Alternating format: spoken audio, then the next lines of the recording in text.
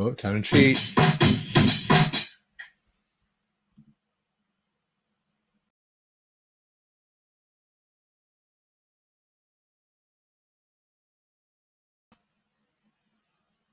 And let's flip it over to me. Hey, there we go.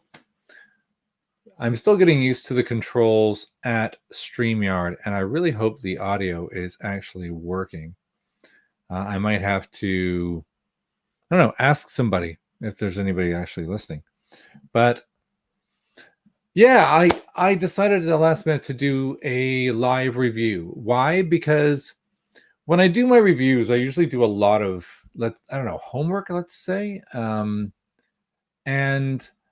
I got one that crossed my path that I kind of didn't want to do a lot of homework on it.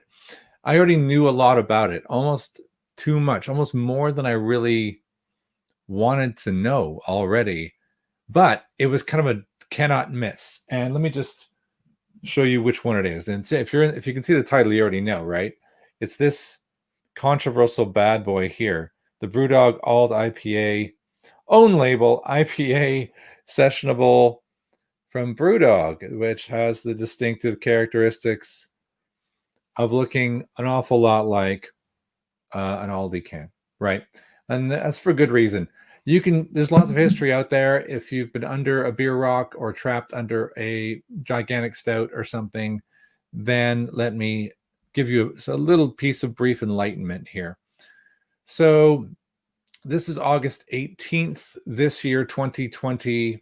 And there we go. You can see this tweet from Joe Coleman, who amazingly still doesn't have that many followers on Twitter, talking about this beer he just got at Brewdog and made a little remark about it. And of course, then one thing led to another.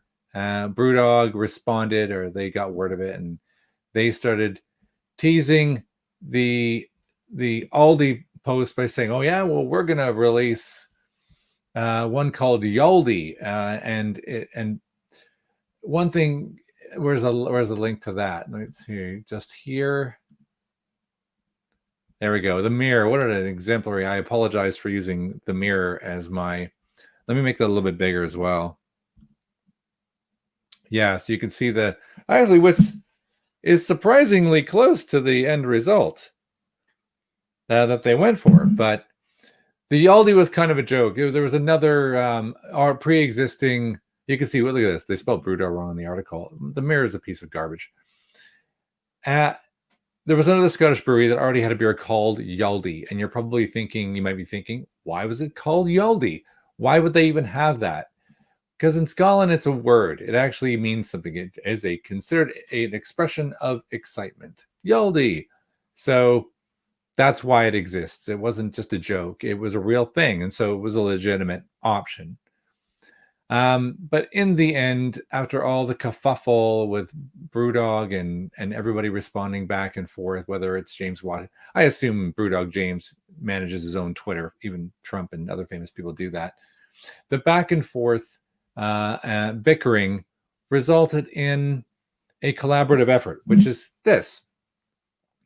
What was interesting that a lot of people thought about is that even though this beer here, which is the one that was a larger view of the one that was in Aldi, looks a little bit like old Brewdog.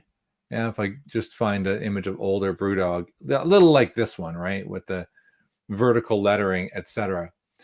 But there was more banter around the fact that the logo itself. You see Four Pures logo here with the barley. That's closer, I would say, if you wanted to have some kind of legal standpoint in comparison with this mock logo that they created. So it's like they're kind of bordering between two main brands. But that's what Aldi does. You should really consider it a compliment. Imitation is the greatest form of flattery, that kind of perspective on it. So in the end, they all kind of came together. There's lots of people online reviewing the anti-establishment IPA, as well as I don't even think I've ever reviewed the standard punk IPA. It's just too common. Why would anybody care? But since then, this collaborative effort has come out, and I'm a big fan of collaboration as opposed to competition. I saw a really good interview on the Craft Beer channel recently where they were speaking to Brewdog, and it was with regards to the strongest beer ever, the 57.8, and they were competitive beer that they were having for the strongest beer ever with a brewery in Germany. And in the end, in the middle of COVID and all this nonsense, they thought, this is stupid. Let's just collaborate. And I kind of feel that's what happened with this one. At least I hope it does. I did look at a few reviews before I did mine to get an idea.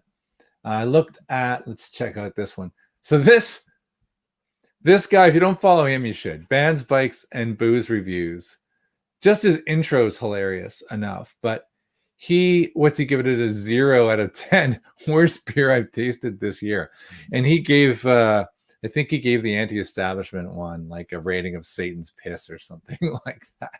So his intro music is worth watching one of his videos alone. And then, of course, is this one, which is Real Ale Craft Beer, arguably probably the most famous reviewer on the planet in terms of beer reviews. But I find some of his reviews, you know, he's always there first, and there's a credit to him, but it's a little vacant because kind of didn't really give the content of the beer a go, and referred to actually having spoken to James at Brewdog about where they're going, as if like that seemed a little bit skeptical. Because if you're speaking to one of the most famous brewers in the world now, or owners of a brewery, Brewdog James, put it on your show. I mean, maybe it is on a show, and maybe he does know James. I'm not giving him the benefit of the doubt, but it just seemed a little bit of name dropping. So I wasn't a big fan of that. So this guy, Simon, he loved it and said it was very sessionable and yum, yum, yum. And this guy hated it. So what did that tell me? Full fat nothing. So screw it. Hey, welcome Mattude Online. Wow, you're up late. So these two reviewers, I got nothing out of it. And so I realized, all right, I'm just get the last minute. I picked one up and I'm just going to throw it online and try it. Was there anything other detail I wanted to bring up? Yes, here. The Brew Sheet. Yeah, you can buy it for more money directly from Brewdog if you want to do that. And Matthew, if you're watching, just tell me if my audio is working, because it would be a shame if I was doing all this stuff and I had no audio. My microphone light just blinked off and on really quick. I hope it's working. I'm just going to wing it. Yeah, IPA style, well, session IPA, of course. IBU of 45, which is questionable already. Why? Because it's got just a Pilsner malt. The only Brewdog I think that ever had a Pilsner malt was like a 2015 lager, and it was a session IP like lager. So it's like an ale version of a really old Brewdog recipe. Thank you for confirming my audio.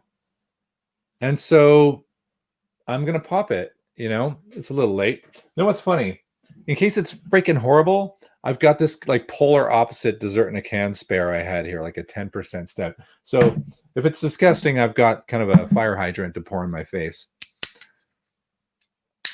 All right, let's bust it. And if you've watched any other reviews, you already know what it looks like. And if you know what Pilsner malt looks like, no shock. This is going to be American Lager Light. And it is, right? It's so clear. And it's got American Lager head. It looks like I just poured a can of Budweiser. My siren glass. So look at that. Super glassy. All right, let's get the light back up. I'm sitting in the dark. So, I mean, I know the tasting notes for the other two. Simon picked up all sorts of citrus, and I was like, all right. You can see I left on the screen, and I'm going to reduce it a little bit now. Because I learned a new method on StreamYard. There we go. The admirable hop content, Chinook, Citra, Mosaic, and Simcoe. But those are like, I think in one of my reviews, I referred to them as the Beatles of IPA. They're in every, if you don't want to think about your IPA at all, you just want to get it at the door, Brewdog has ingredients for that. They're right in front of you there. Chinook, Centra, Mosaic, blah, and then a Pilsner malt on it. So it's almost like how I would brew a modern, I don't know, like a hoppy lager. I think they have a hoppy lager. So I'm going to try it. The guy, the biker guy, he got onions off of it. Okay, at a stretch. I would say apple, because apple and onions easily confused. If you want to be like a bit nasty about it, you could get onion, but you could also get apple. And a bit of citrus, because how are you going to deny the contents of the existing hops, right?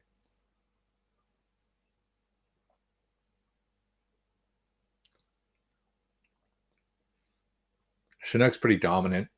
I find that across Brewdog generally. It's got a slightly odd aftertaste, but I think that's just the combination of the sweetness from the Pilsner. Like, what does it say? The initial? It doesn't actually say the original gravity, which is too bad. I would like to see that. It's left over like a little bit of lager sweetness. It's an okay sessionable lager. I know it's an ale. I know it is, but it's a lager. Yeah. It's either a bad ale or a pretty good lager, a pretty good hoppy lager. Let's have another go now. Now that's the what they call in their tasting note, resin boogie, is gone.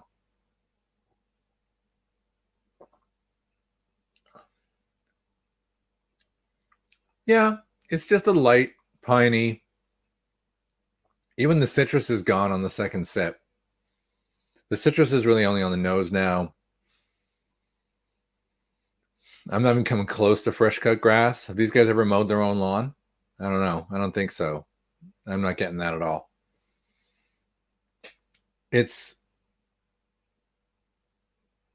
Yeah, it's all right. It's okay.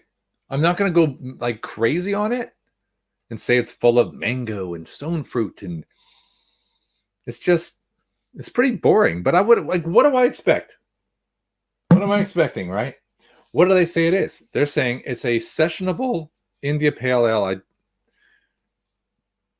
but it has very faint citrus, and they haven't backed it up with any punch.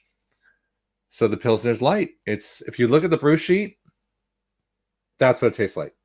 If I were to rate it on accuracy for what the brew sheet says, pretty high score. And I think the whole endeavor of somebody had to call Aldi out on what they do on every single product in their shop is make it look like someone else's product. I'm kind of happy they did that. I don't mind. I don't have to dive straight into my ridiculous stout now to try and purge myself of it. It doesn't have any weird aftertastes. It's not metallic. Can's okay. It's all right. I'm going to give it a pretty mediocre score, but that'll be a pretty good score for a session-y, lagery IPA. Can art. All right. What would you give a can art like that? You kind of want to like it, right? It wasn't hard to come up with, but it's kind of cool, right? I don't know. I think I want to give it a good score. And I'll throw a 4 on the can art. Normal can. So we're going to 7 for that kind of stuff. Is it unique? No, not at all. It's, if anything, they gave up on it and just churned something out for marketing reasons. And of course, I think that's exactly what they did. So maybe a 2 on that. 4 on accuracy, that's a 6. So we're going to bump them up to a 13. Do I think it's freaking awesome? No, it's a 6, maybe a 5. I'm going to go dead middle, because I think Simon gave it a really good score. I think that dude gave it a 0. I'm going to drop right in the middle. Would I intentionally buy it again as a session? No. There are many, many, many better sessions. The 4-Pure session's better. Many better. Drop it as a 5. That'll leave it as a 19 out of 30, which is good, right? It's above a 3, just barely. I'm going to call it at that. So there we go. There's my impromptu. Let's flick it back here. My impromptu, unexpected, late night, 11 p.m. live review of the Brewdog, and we now know ALDI collaboration of ALDI IPA session, the 4.7%, 45 IBU, sort of IPA, Pilsner malt, overriding flavor, accented by the standard Brewdog hops. So, all right, not bad. I'm going to sign off now. This has been going on long enough, and at some point, I'm going to have to go to bed. Matt, thank you for being in the comments. An absolute pleasure once again. Steve out.